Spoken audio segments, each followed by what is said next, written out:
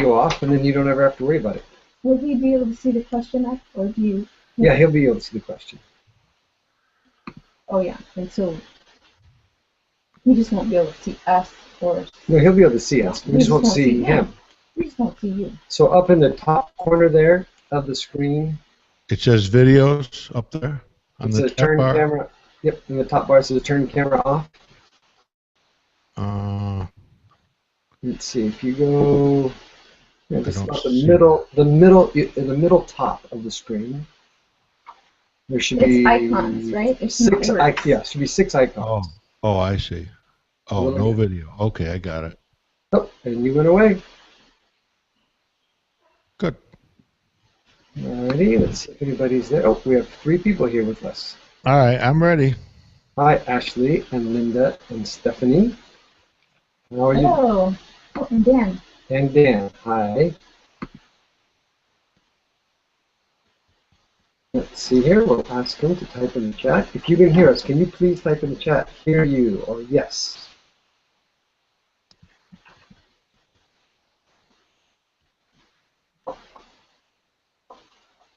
Let's see if we can get a couple of responses as people start to file in here. We have Jenny with us now. And Sarah has joined. Hello, all of you. If you can hear me, if you can go over in the chat and hit yes. Oh, good, Linda. Thanks for letting us know that you can hear us. Well, we are really excited to be with you guys, and it really is a treat to be with Dr. Leman for this hour that we get to be with him. It's rare, and he's got a full schedule, so it's a delight that we could carve that time out with you. And so the format's going to be really simple. We're doing this because you guys have already gotten great parenting from the get-go, and hopefully you guys have started to implement some things, and you have a couple of questions that you would like Dr. Leman to be able to address that specifically relate to your situation.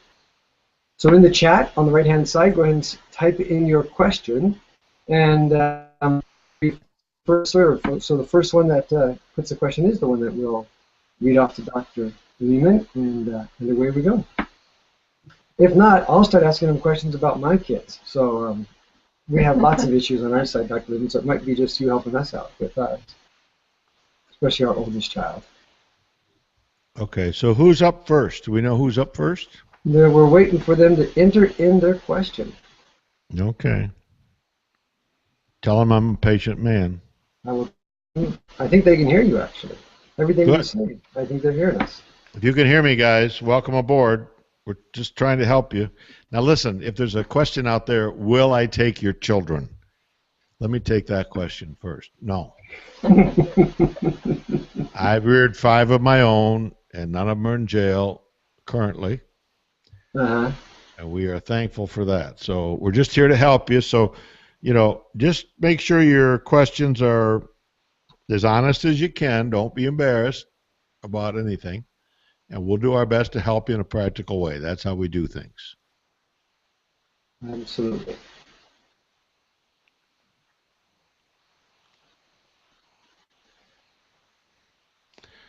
Well, I'll talk in the phone here. We're waiting for the first question to come in here.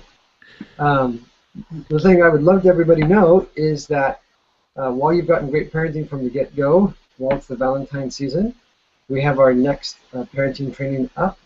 Not parenting. Well, I guess it helps parenting. It doesn't really good. But it really is to help in the important area of how do I love my spouse better? How does, as a wife, do I help her even more? What am I saying? Go help me out, Andrea. It's directed for women. So how can a wife love her husband better? And how can she draw him out to be the best he can be? Well, that's what's up this month. Yeah, there's reasons for that, of course, as you know, because us men just aren't the great communicators for the most part. But, yeah, that'll be fun. I see we got, let's see, Jenny, Ashley, Stephanie, Dan, Sarah, Linda. So they're coming in. So as soon as I get a question here, we'll roll.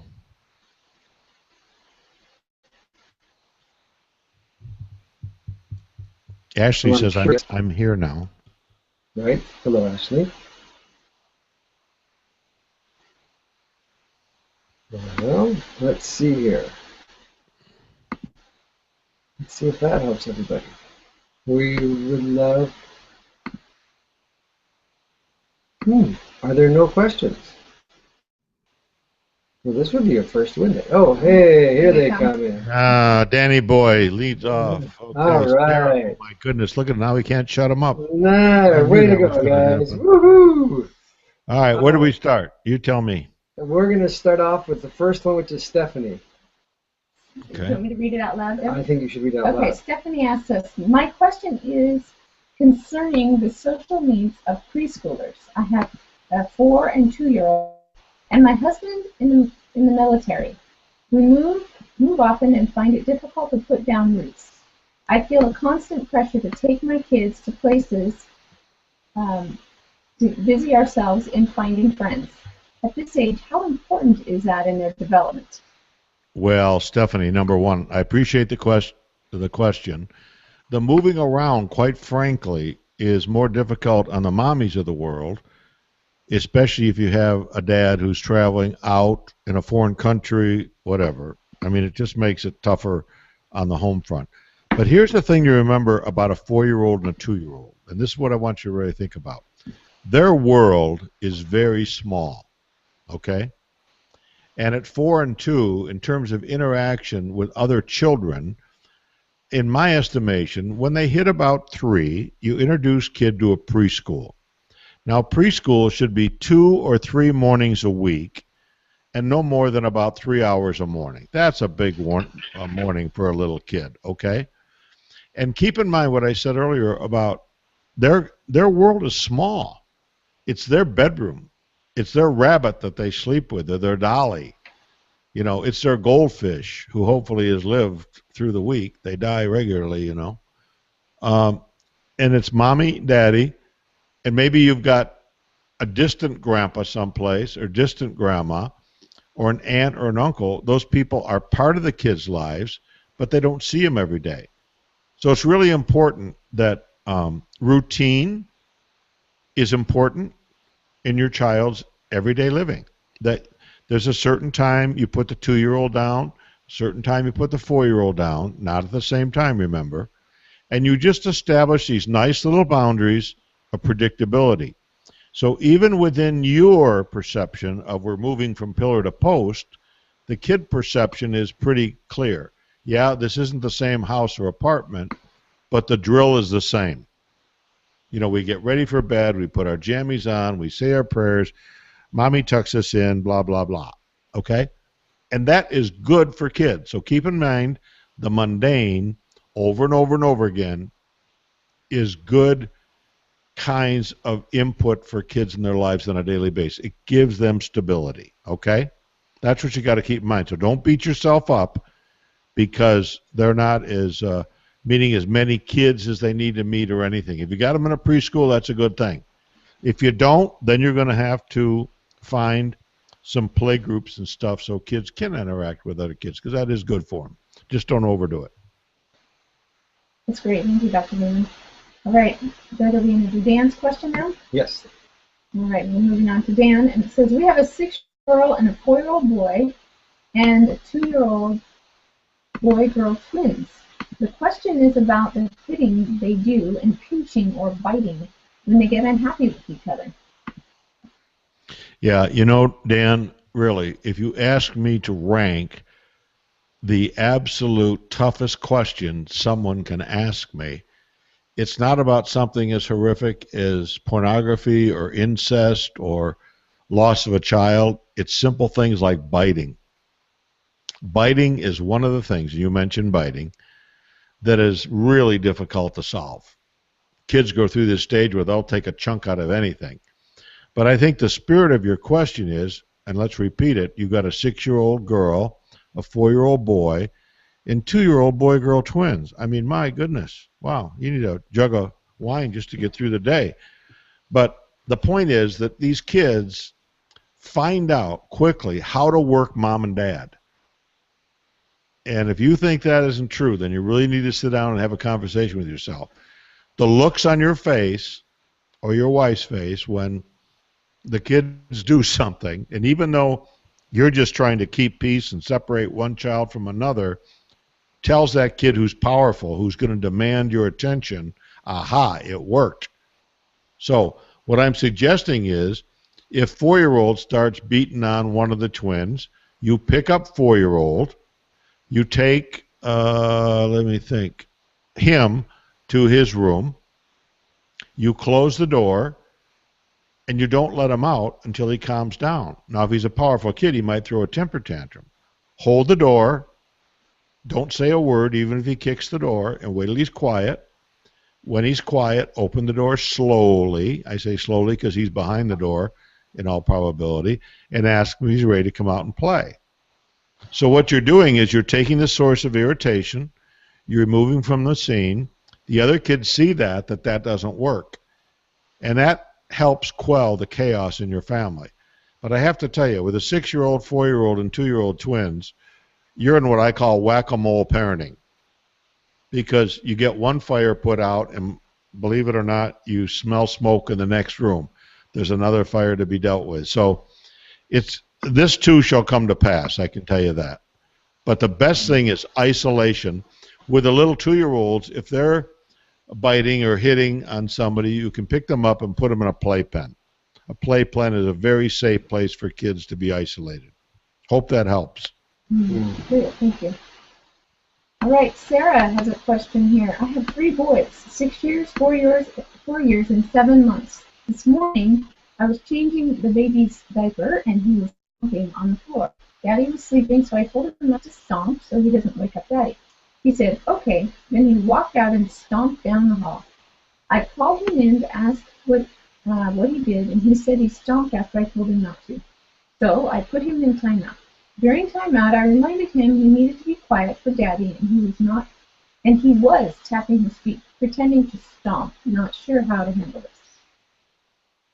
Well, you're in the makings of a powerful child, but let me tell you, Sarah, when you start telling kids things, you have to understand something, and you all do this. It's not just Sarah. It's your best friend and your friends at church and your cousin who lives across the country. We all do this to kids. We just tell them what to do. The problem is if you have a strong-willed child, he's going to say, oh, I see. We're playing that game, are you? Well, I'll show you. So when you tell a kid not to stomp, he stomps anyway.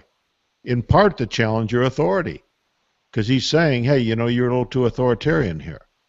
And it makes much more sense with young kids when they're misbehaving is go to them, pick them up, remove them from the scene.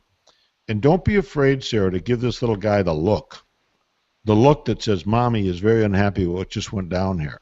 Now, again, most kids don't like it when Mom gets upset. So just a simple, Mommy is very unhappy with you, young man. Give him the look, walk away, or if you need to isolate him, I see you use timeout, which is not exactly the most feared discipline in the world. But you can time out him if you want. But the point is to keep him away for enough period of time for him to at least think that there might be a connection between his behavior and what just happened to him. Great. See, kids, here's the other thing. Let me say one more thing to you, Sarah. Okay. Kids have no social conscience. When you say Daddy's sleeping, a 3-year-old doesn't think, well, that's good. Yeah, Dad has worked an 8-hour shift, and I see him go out at night sometime, bring home groceries. Yeah, he's probably tired. No, kids are hedonistic little suckers. They could care about no one but themselves.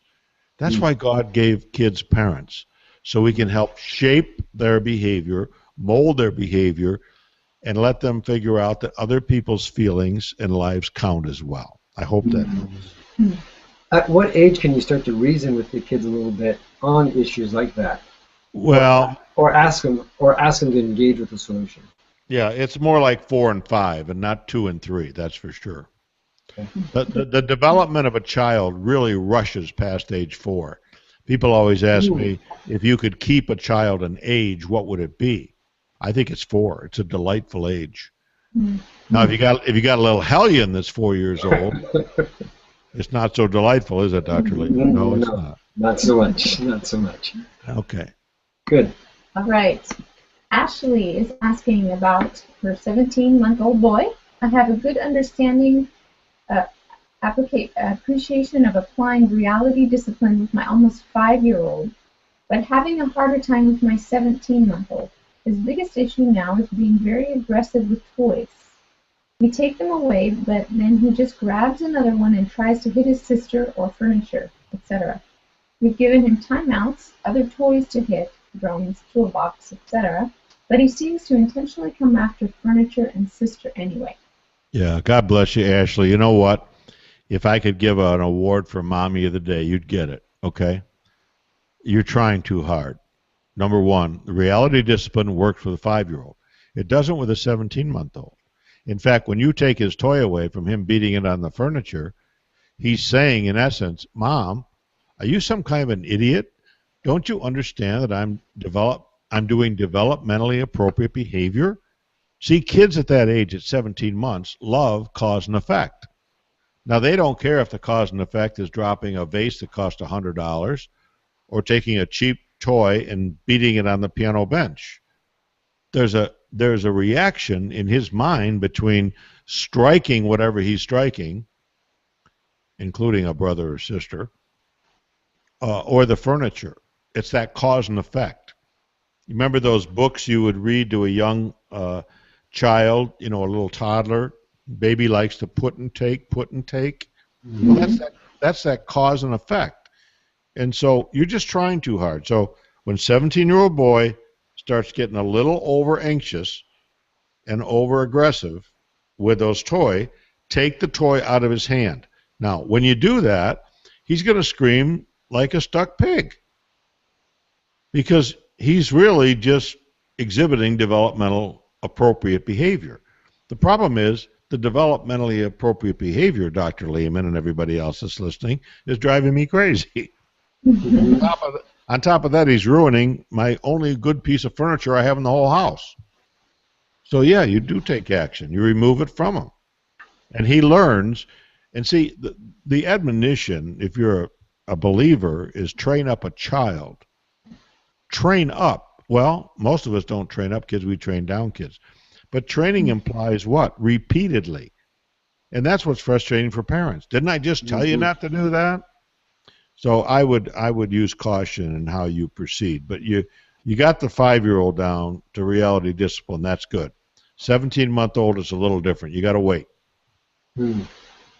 Super. All right. Stacy has a question. I'm wondering if you could give me some role playing for a 14-year-old who continues to argue after being given a no. Thank you.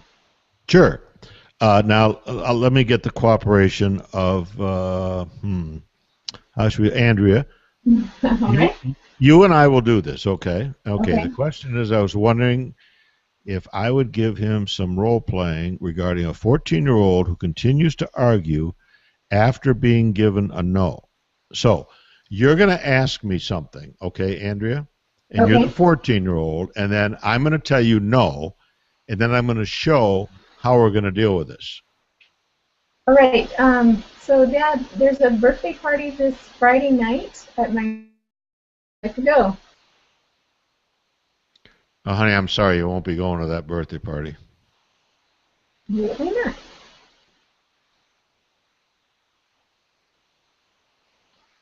Dad, come on, why can't I go?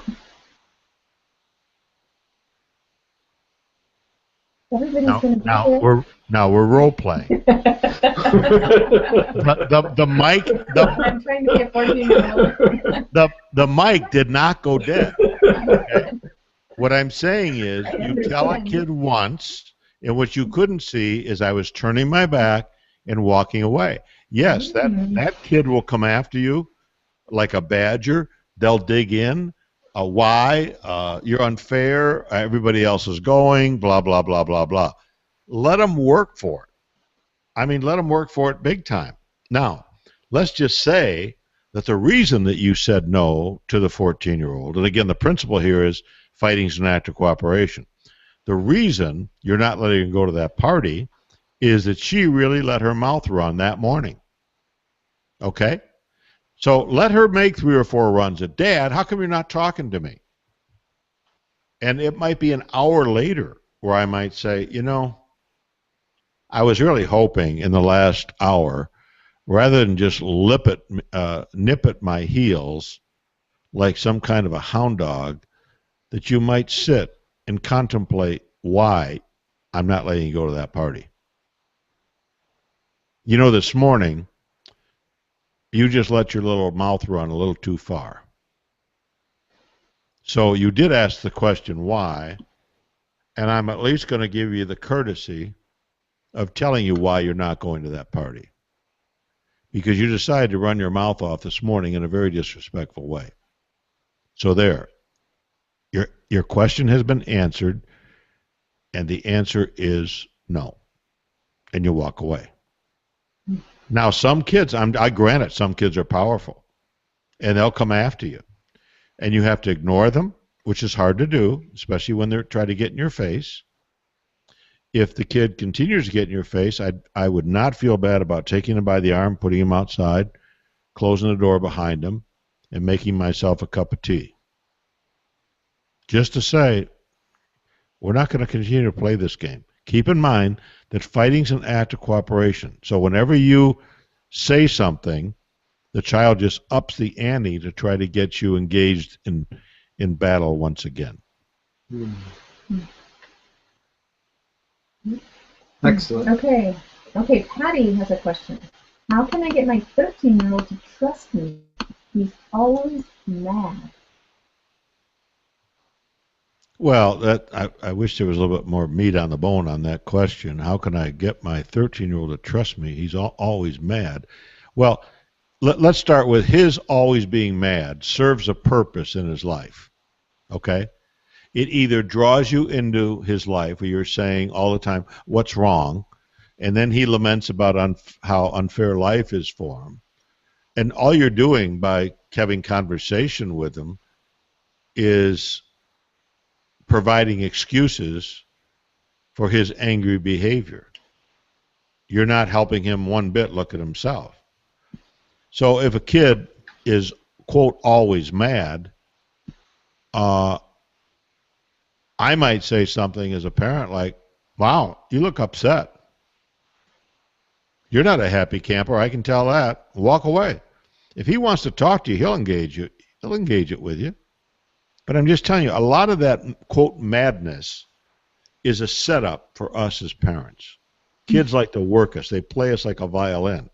But keep in mind that any behavior that you see in your child, parents, is purposive behavior. So his getting angry, his getting mad serves a purpose in his life. What's the purpose? Is it attention? Is it power? Is it revenge? I feel hurt by life, therefore I have a right to strike out at other people? Mm-hmm. Or I feel pushed around, so I'm going to, at school, so I'm going to make my sister miserable because I feel miserable and she should feel miserable too? So you got to just get into a kid's head. But don't forget the term purpose of behavior. It's the key to understanding kids' behavior. Mm-hmm. Excellent. Right. Linda, I have 2 kids, 3 years and 11 months. My 11-month-old used to be the most perfect sleeper. Since 1 week ago, he wakes up every night crying in the middle of the night. While putting him down for a nap is a nightmare. He cries for a long time. For how long should I let him cry out? He also used to be fine with anybody. Now he just wants to be held by me or my husband. Oh, we got a powerful little sucker in the making here, Linda. Listen, for whatever reason, okay, 11-year-old wakes up in the middle of the night. Now, you be the 11-month-old. It's the middle of the night. It's dark in here. Oh, I see a dim little light over there in the corner.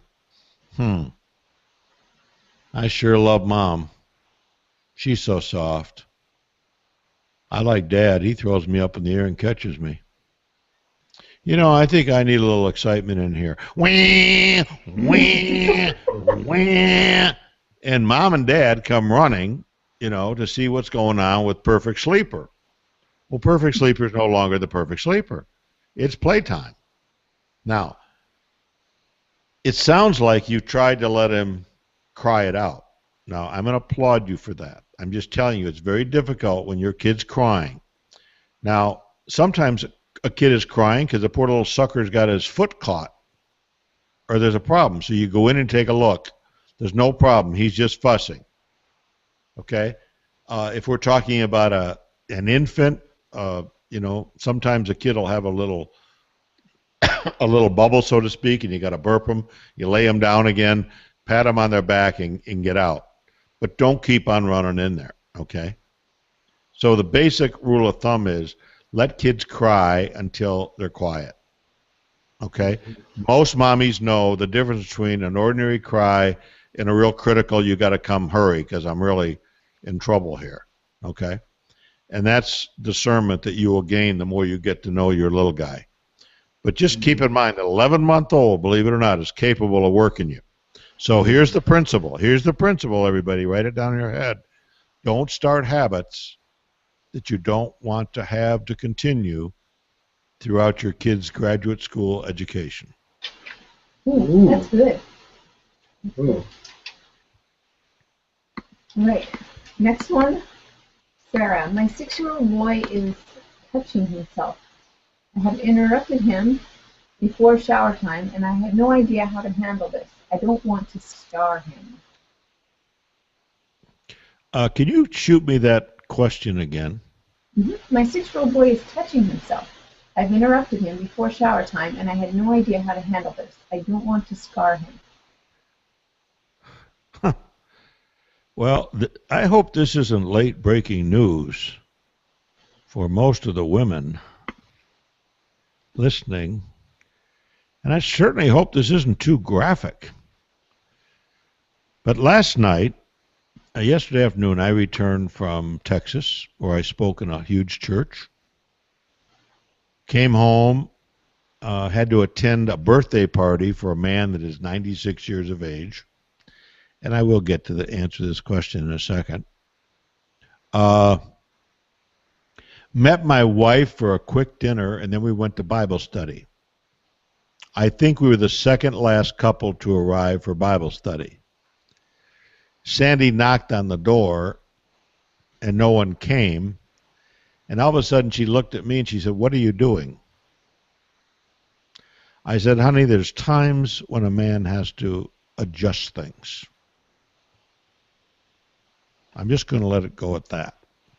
And she rolled her eyes. I said, "Honey, welcome to the world of a man." Now, little boys have touched themselves since time began. To quote one little guy who was taking a bath, and mom was just admiring her little son. He was 3 years old.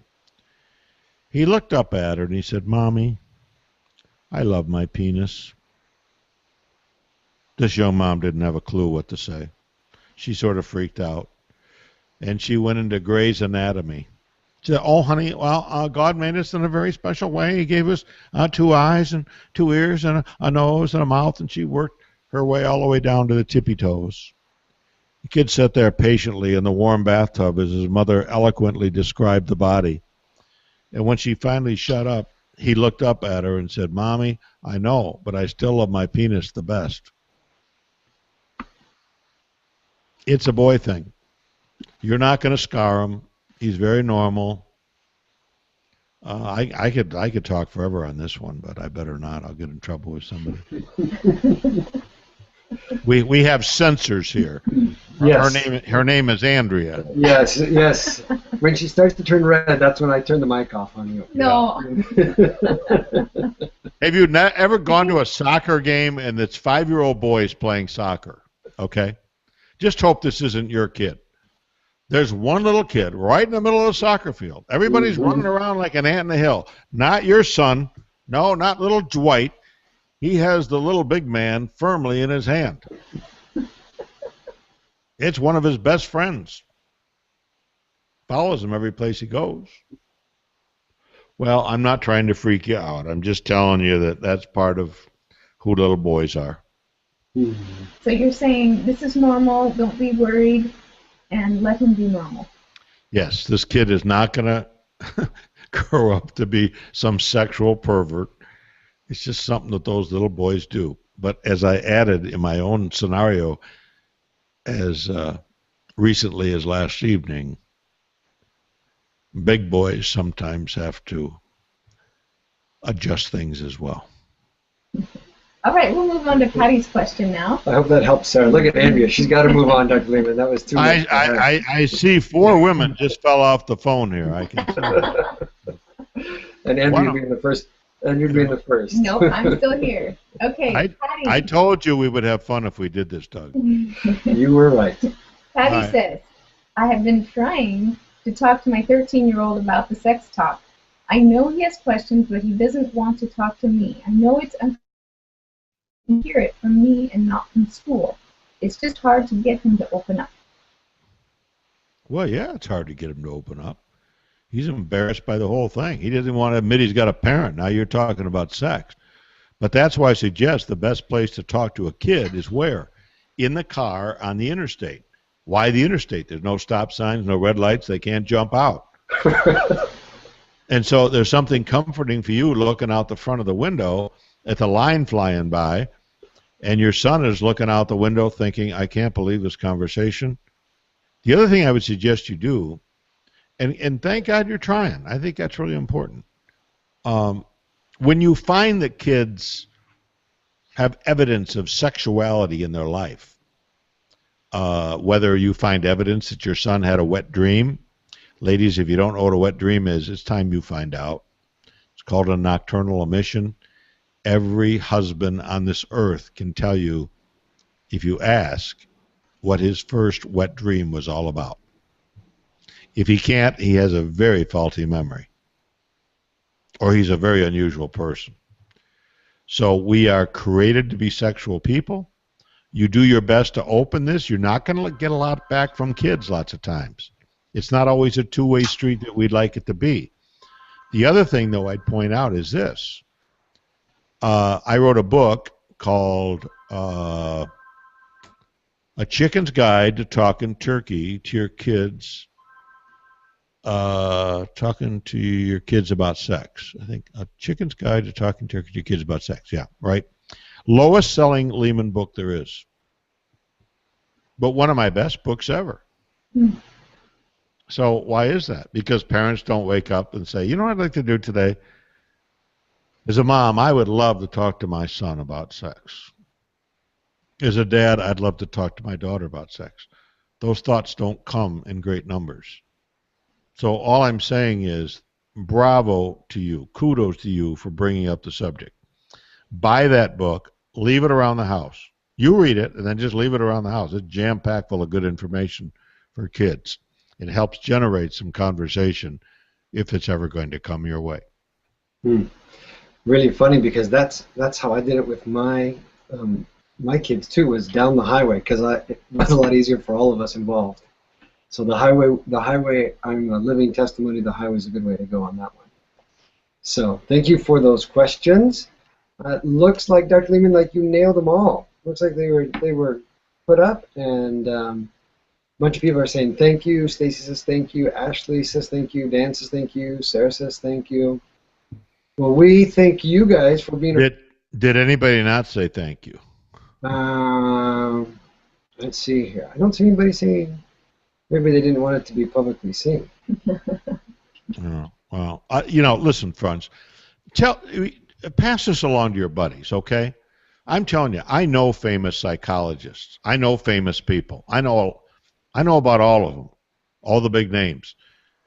I'm trying to think of one. I'm trying to think of one that will do what we're doing, and I can't. So you really have a unique opportunity to at least pick somebody else's brain. Am I saying that my brain is superior to the rest of them? No. I'm just saying, if you need some ammunition, if you need some food for thought, if you need some challenging ideas and some practical ideas, you'll find it here. So thanks to you, Doug and Andy, for making this possible. And thank you so much for typing in those questions, asking those questions. But do yourself and your friends a favor. Tell them about it. This is how we help get the word out, okay? Absolutely. Dan sent in another question here. Oops. Dan snuck one in right before the wire came down here. and we do still have time, so if people want to send in questions, can they still? Yes. You can still send in questions. Okay, so Dan says, how do we keep from creating more powerful children? My wife is firstborn, and I'm second but first boy, but still have kids obey us. You know, part of that, I don't know why part of that question didn't come through, but I'm going to have to ask you to repeat that if you would. Okay, yeah. I'll read the parenthesis first. My wife is firstborn, and I'm second but the first boy. Right. And the question is, how do we have two firstborns in the marriage. Firstborn son, firstborn daughter. Go ahead. Right. How do we keep from creating more powerful children but still have our kids obey us? Well, number one, Dan, we are way. Now, again, here's what the scripture says. Children, obey your parents. Okay? It's the right thing to do because God has placed them in authority over you.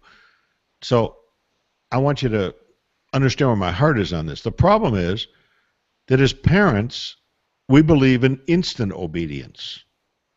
Okay? Now, instant obedience with a 3-year-old who is chasing a butterfly, good luck. That butterfly is much more fun to chase than instantly obeying mom or dad.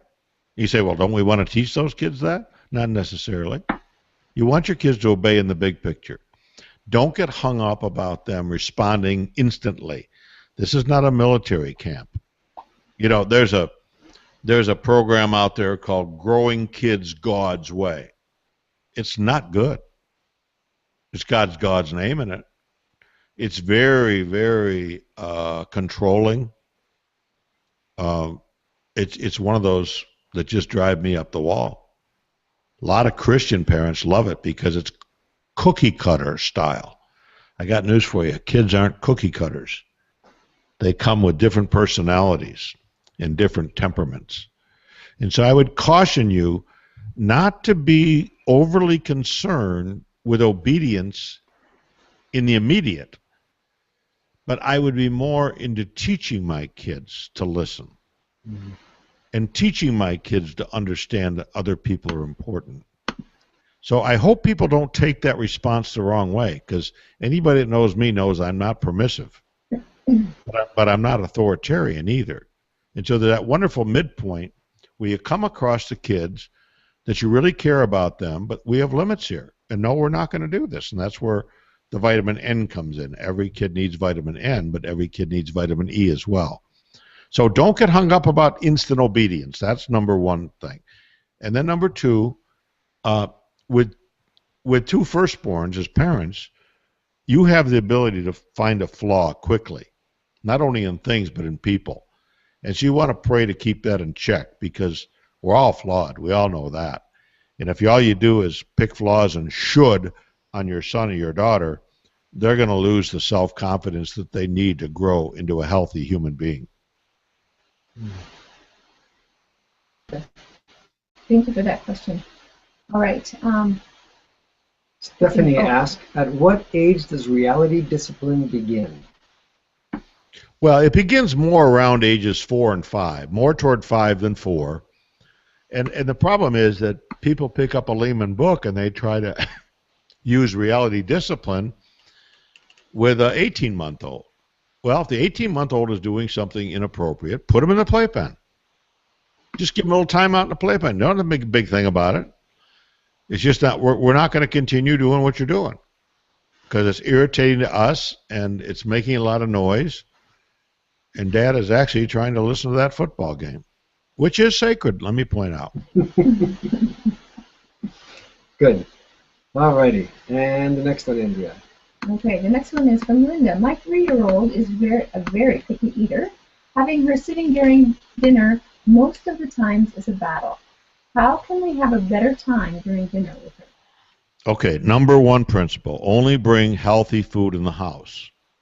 Okay? If your kid's a picky eater. No sweets, no sugar, no anything like that. That eliminates some things. Don't put food in front of the child. Now listen to what I'm saying here. There's a difference. Don't put food in front of the child. Let the child take the serving spoon and put some food on their plate. You say, Leman, if I do that, he'll put a ton of food on it and he won't eat it. Well, you're the parent. You can slip some of it back into the bowl, couldn't you? But the point is what? You get more cooperation from a kid eating if they take it rather than you say, here, eat it. A tremendous psychological difference there, okay? Here's the other thing. Whatever food is there for the kid to eat, when dinner's over, it's over. A reasonable time. Maybe you take a half an hour to eat dinner, and there's the kid playing in it. If he's playing in his food, take the high chair and remove the front part of it, clean it up, whatever you do afterward, and dinner's over with. So you want them to learn to eat in a timely manner. Kids will sit there, young kids will sit there, and they'll just squish peas, with their finger. If the kid's not eating, just assume he's done. Now, 10 minutes later, the 3-year-old says, Mommy, I'm hungry. Could it have anything to do with the fact you didn't eat your dinner tonight, honey? Let hunger be the teacher. He's not going to starve to death. But let him figure out that, you know what? I end up hungry if I don't eat at dinner time. They'll figure it out. It's not rocket science. Yeah. Oh, that's great. I like the idea of letting them serve themselves. That is a really, really good idea. It just helps. Yeah. I'd love to hear how that goes.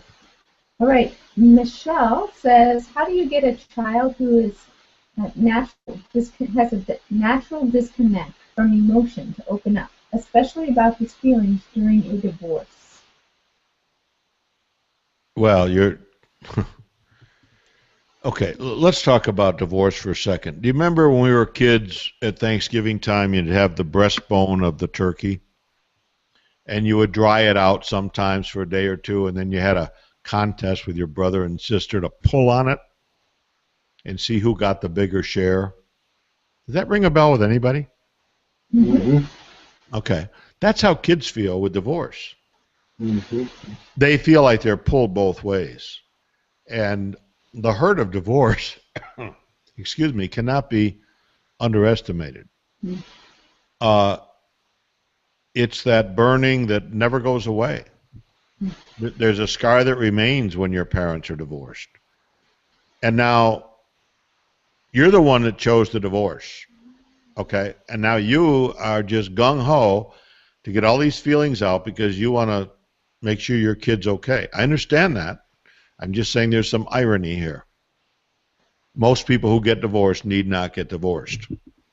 And so are you going to pry feelings out of kids about their feelings about the divorce? No. But what you're going to do if you're a smart parent is you give access to the other parent and do not dog the other parent. I don't care if he or she is a slime ball. I don't care if she's sleeping around town with everybody and their brother. You do not badmouth that woman. You do not badmouth that dad. If you do, your kid will turn him into the Time Magazine Father or Mother of the Year. So let the truth be the truth. What it is, it is. Let the relationships be what they are. But in terms of trying to pry, don't pry. Tell me more about that. Or I was wondering how you're handling things these days, honey. There's days you seem really quiet. And I just wonder what's going on in there. I don't know if you ever want to share it or not, but if you do, I'm all ears. That's how I'd approach it. Mm-hmm. That's a tough one. Whew. Wow, I feel for you. Okay, Ashley says, I'm wanting to potty train my 17-month-old according to your suggestion to just slowly introduce it at about 18 or 19 months. No rewards, etc. Wondering if there is more to this process, and I have a new baby coming when he turns 22 months. Is it a good idea to start before the baby comes or wait until long after? How old is the older one? About 17 months now, and will be 22 months when the new baby comes. Well, the enemy is showing up on the doorstep. That's the 22 months old take on all that. I think the big thing you do in that situation is you point out the 22-month-old that baby is just about useless. Baby can't talk. Baby can't even walk. Baby has to take this many naps and show that kid 10 fingers. The baby takes 10 naps a day, but you're a big girl, you're a big boy, you only take 1 nap a day. So I think what you do is you sort of psychologically prepare a kid as best you can, and you never do it fully, that this little intruder will not impact his life as much as maybe he thinks. The fact is, that next child will impact his life. But how you handle it will largely determine how positive or negative it ends up being. So you're suggesting that she sit down and talk to her kid about this before the baby comes. That's great. And then as far as potty training, start at 22 months? Trying to help them? Yeah, 22 months is really a good time to start toilet training. If you're going to start toilet training, please don't make it the biggest thing in the world. I mean, each of you, seriously, ask yourself this question. Have you gone potty today? Yes. Now, did anybody get a prize or an M&M for going? No. No. So why would you do that? So buy the little Kmart or Walmart plastic potty, put it down, and the key to that is when kids starts to imitate your behavior, that's a sign that your son or daughter might be ready for toilet training. Don't make a big thing of it. You want to make fancy pants and all that, that's okay. But just don't overdo it. It's very natural. You know, just something like good job with a smile on your face is a great way to reinforce that kind of behavior. Super. Okay, the next question is from Patty. She says, my son, who's 13, is in the age where he is always giving me attitude.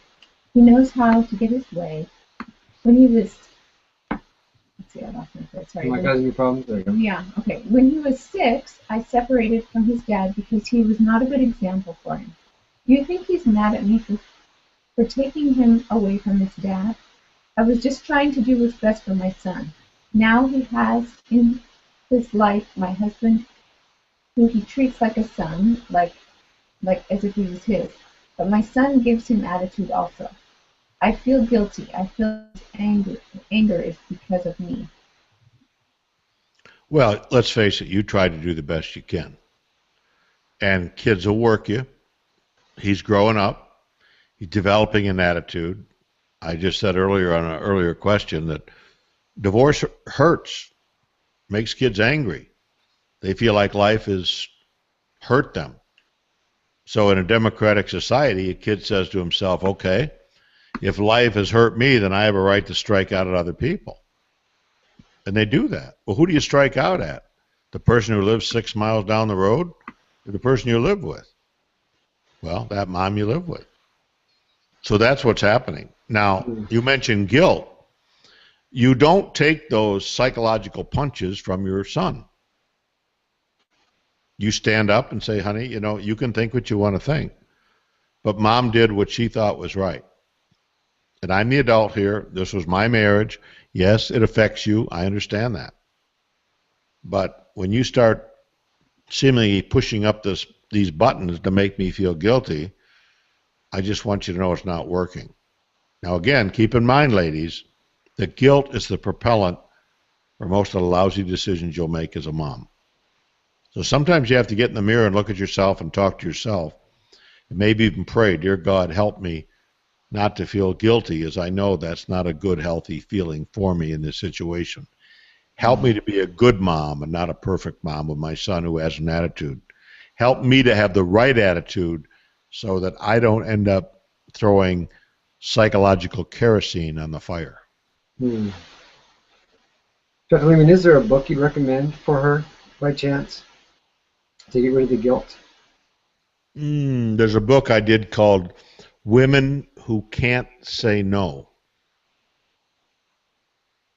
Women Who Can't Say No. Super. No, Okay. smart women. Smart women know when to say no. That's embarrassing. I can't even get my own titles right. Well, you do have 49 of them, so we'll cut you some slack. Yeah, true. So smart women know when to say no. Excellent. Yeah, it's just a little paperback book. You can pick it up at drleman.com or birthorderguy.com. I think it's a whole $7, but it's a wonderful little book. Good. I hope that helps you there. Okay, Stephanie says, I really like your statement about not getting hung up concerning kids obeying instantly. That is something that really bothers my husband and I, especially my husband. However, there are certain times when we must have instant obedience, like running through the road or jumping off the bed for the window. How do we balance that? Well, let me assure you, it can bother you. But sometimes the consequences, like a kid bouncing on a bed, and he hits his head on the wall, and a little blood running down the wall as long as on the side of his head as well, is a pretty good reminder why it's important to pay attention when mom or dad ask you to do something. And I would tell you that if you have a little tyke, a 2.5-year-old who's running toward the street, that you wouldn't say to yourself, well, let's not get hung up about instant obedience. Let's just let nature take its course. And then we end up with a flat kid who's dead. I'm not saying that. There's times where you jump when you see danger, and you grab the child by the arm, and you sternly tell him no, and now catch this, and you give him a swat in the tail to reinforce it. Now, I'm not a big spanker, okay? People think I'm the big spanker king in American psychology today, but it's not true. We've used it very sparingly with our 5 kids. 8 swats, 5 kids, figure it out, total lifetime. So we're not big on that. But what I'm saying is there is a time for action. But what you need to look at is in your personality, Stephanie, and your husband's, you have this authoritarian need for these kids to click their heels and say, yes, ma'am, yes, sir. And that attitude is going to create a powerful child, one that will, and I hope you're listening and sitting down, will devour you in time. And that's the tough thing to look at. So you need to re-examine how you see life. Look at your family you grew up in. Chances are you grew up in a very authoritarian family, as did your husband. So I know that instant obedience is a buzzword. There's a lot of people, a lot of preachers, some psychologists who preach how important it is for instant obedience. I haven't found that to be true. I haven't found that to be true in my life as a Christian. I disobeyed God for 22 years before I came to him. Do you see what I'm saying? Well, I really hope that helps. And I was thinking about your book, The Powerful Child book, and I can't remember that title. Oh my gosh, I'm embarrassed now. Tell me that, Andrea. Parenting Your Powerful Child. Yeah. Yeah, but sorry, that's right. I was like, is it that simple? Again, I would recommend, Stephanie. It is a fabulous, fabulous book. And it really does go deeper on how we create powerful children unintentionally in our lives. And the last question of our time, Dr. Leman. Here it is. And you want to give it, Andrew? Okay, yep. This is from Alessia. Dr. Leman, how do we deal with bullying at school, and how do we equip our children? Well, here's a couple things. Now, if your kid's at school and some kid says to your son who wears glasses, "Hey, Four Eyes, you're ugly as a baboon." Now, question, is that bullying? See, I don't think that's bullying at all. That's just kid making a fool of himself and picking on another kid. I agree, it doesn't feel good, but there's a tremendous difference between just being kids and stupid and bullying. You get a bunch of kids together who earmark a kid and they make his life miserable every day. That's bullying. And the good news is there's laws to protect today. Schools are taking bullying very, very seriously. But what I'm saying is when your kid gets a little psychological bump or bruise from somebody saying something unkind, please don't instantly turn it into bullying, because it's not. But if it really is a bullying situation, to answer your question, you start with a teacher in school. You let the teacher know exactly what's going on. A lot of the bullying today is cyberbullying. It's on Facebook. And all you parents who give your kids iPhones in 5th and 6th grade deserve everything you get, quite frankly, because you're not being a prudent parent, in my biased opinion. But I digress. So you start with a teacher, and if you don't get satisfaction immediately from the teacher, notice the term immediately. Now Leman's using the term immediately. So there are times that immediately you do want some action. If you don't get it, then you progress to the assistant principal or principal of the school. You pound on that desk until you get sufficient help from them. Excellent. Well, I hope that helps you, Alicia. I hope I'm saying your name there correctly. And thanks to everybody that has joined us. And Connie, yes, I see that you said that you joined late. Will this be available to listen to afterwards? Yes, we will make that available to you so that you can listen to it afterwards. We went through way more questions than I thought we would, which was fabulous, and we ended right dead on time. So we thank you all for getting great parenting from the get-go with Dr. Leman. I hope you've all listened to all the material, that you're beginning to apply it, and as I would encourage you, keep listening to the podcast, keep getting the books. Have a New Kid by Friday. If you have older kids, have a Teenager by Friday are fabulous, fabulous books as well. To just, the more you read it, the more it just all of a sudden starts to make sense. And Dr. Leman, thank you a ton for giving us time and for the full hour to be answering all these questions. We appreciate it a mega amount. I couldn't think of the right word. A mega amount. We love it. Appreciate it. Yeah, you're welcome. I'm tired. I got to go take a nap. You should be. You should nap, be. Well, nap time. Thanks, everybody, for all that you're. It's great to be with you. Take care. Bye-bye.